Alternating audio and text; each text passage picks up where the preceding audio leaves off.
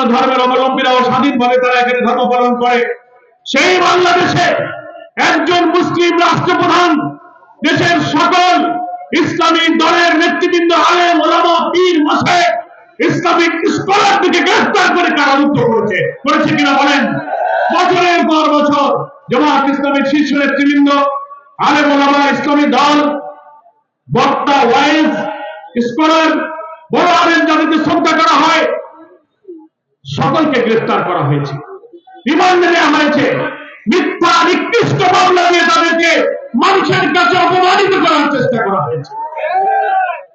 বাংলাদেশ জামাত ইসলামের শীর্ষ নেতৃবৃন্দ একেবারে সাজানো, বানানো মিথ্যা অভিযোগ, বাদী সাজানো, এজার সাজানো, সাক্ষী সাজানো, ট্রাইব্যুনাল সাজানো, বিচারক সাজানো, যাদের অভিযোগের এজারে একটা লাইনও সত্য নয়। মাওলানা আল্লামা দেলোয়ার হোসেন সাইদি এটিএম আজহার গাড়ি ধর্ষণ করেছে, নাউজুবিল্লাহ।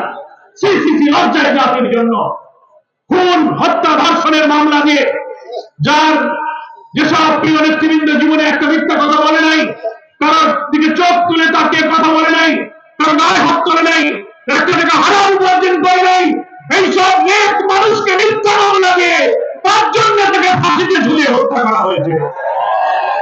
এটা কি কোন আইনের শাসন? জামাত ইসলামীর আরো অনেক প্রিয় নেতৃবৃন্দ, অধ্যাপক গোলাম আজম, আবুল কালাম মোহাম্মদ ইউসুফ, মাওলানা আব্দুল সালাম, আব্দুল খালেক মন্ডল, মকবুল আহমদ সাহেব, অধ্যাপক নাজির আহমদ, যারা ফাঁসি না হলেও কারাগারে দিয়ে তিলে তিলে নির্যাতন করে কারার ভেতরে এবং বাইরে মৃত্যুর দিকে ঠেলে দেওয়া হয়েছে।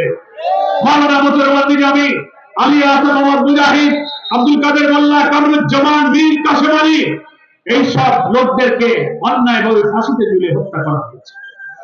আমরা বিচার পাইনি, এগুলো সব রাজনৈতিক হত্যাকাণ্ড। এটা একটি বিদেশের ইঙ্গিতে গোয়েন্দা সংস্থাদের সাজানো পরিকল্পনায় আমাদের দেশের ইসলামী জাতিসত্তা ধ্বংসের জন্য আধিপত্যবাদের সীমাদাস ফ্যাসিস্ট খুনি শেখ হাসিনা তারা রাজনৈতিক প্রতিপক্ষকে দমন করার সকল নৈতিক আদর্শিক যুক্তি যখন তাদের হারিয়ে গেল, তখন এই হত্যা নির্যাতনের পথ তারা বেছে নিয়েছিল। তারা দেখলো যে জামাত ইসলামীকে তো যুক্তি দিয়ে, চরিত্র দিয়ে, আদর্শ দিয়ে মোকাবেলা করা যাবে না, কি করা যায়? তারা এখন তথাকথিত যুদ্ধ অপরাধের একটা আইন বানালো। তার পিতা যে রাজনৈতিক এই অসত্য অভিযোগকে অস্বীকার করে মীমাংসিত বিষয় হিসাবে জাতীয় ঐক্য গড়ে তুলে তিনি দুনিয়া থেকে চলে গেলেন। সেই মীমাংসিত বিষয়কে তার কন্যা বিদেশি প্রভুদের ইঙ্গিতে আবার সেই আইনকে সংশোধন করে আমাদের প্রিয় নেতৃবৃন্দকে রাজনৈতিক উদ্দেশ্যে তারা জুডিশিয়াল কিলিং করেছে, বিচারিক হত্যাকাণ্ডের শিকার তারা হয়েছে। আমরা তাই এই কারণে বলি যে যুগ আমরা পার করেছি, এটা ছিল একটা কালো যুগ, বিচার আমরা পাইনি। এখনো এটিএম আজহারুল ইসলাম, জামাত ইসলামের সাবেক ভারপ্রাপ্ত সেক্রেটারি জেনারেলকে মিথ্যা মামলায় ফাঁসির দণ্ড দিয়ে 14টি বছর কারাগারে আটকে রাখা হয়েছে। আমরা এটিএম আজহার ভাইকে আজকে এখান থেকে মুক্তি দাবি করছি। সব অভিযোগ মিথ্যা। কেন আপনি আটকে রাখবেন? বাংলাদেশ নতুন স্বাধীন হয়েছে, প্রতিবাদের পতন হয়েছে, ফলে তাদের আনা মিথ্যা অভিযোগ থেকে তাকে মুক্তির ঘোষণা দিন, তাদেরকে অপরাধ ঘোষণা করুন। আমার প্রিয় মুক্তাগাছাবাসী, আমরা তাই বলতে চাই, এই কালো যুগ পার করে নতুন বাংলাদেশের জন্ম দিয়েছে একটি নতুন রাষ্ট্র বিনির্মাণের জন্য আমরা এগিয়ে যাচ্ছি। ডক্টর প্রফেসর ইউনূস সাহেব এটি জাতীয় নির্বাচনের জন্য সংস্কার সাধন করে জাতীয় ঐক্যমত গড়ে তুলে যখন সামনে এগিয়ে চলেছেন, 5টি মাস হলো সরকারের বিরুদ্ধে, জনগণের বিরুদ্ধে শেখ হাসিনার ষড়যন্ত্র এখনো কিন্তু থামে নাই। কি বলে? উনি 5ই আগস্ট, আমরা তখন কারাগারে জামাত নেতৃত্ব অনেকে আটক ছিলাম, টেলিভিশনে দেখছিলাম, রাজধানী ঢাকা সহ বাংলার কোটি কোটি মানুষের উত্তাল আন্দোলনের ঢেউ, রাজধানী শাহবাগ, উত্তরার দেশের চতুর্দিক থেকে কোটি কোটি মানুষ যখন ওই ফেস্টিভ্যালের মাস্টার মাইন্ড হাসিনার বাসভবন, গণভবনের দিকে ধাবিত হয়েছিল, জীবন বাঁচানোর জন্য দুপুর বেলায় সিরাজ তার বোন হেলিকপ্টারে পালিয়ে ভারতে চলে গেল।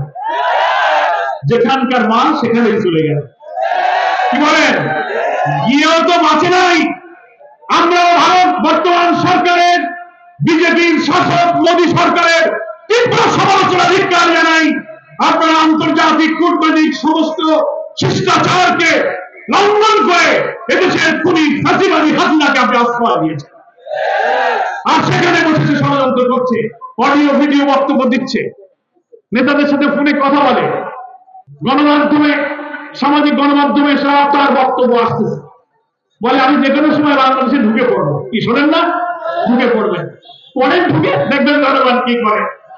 এত সাহসে চলে গেলেন কেন? পালিয়ে যায় কেন? 300 এমপির কাউকে খুঁজে পাওয়া যাচ্ছে না। হাসিনা রেখানা তুমি কেন চলে গেলে?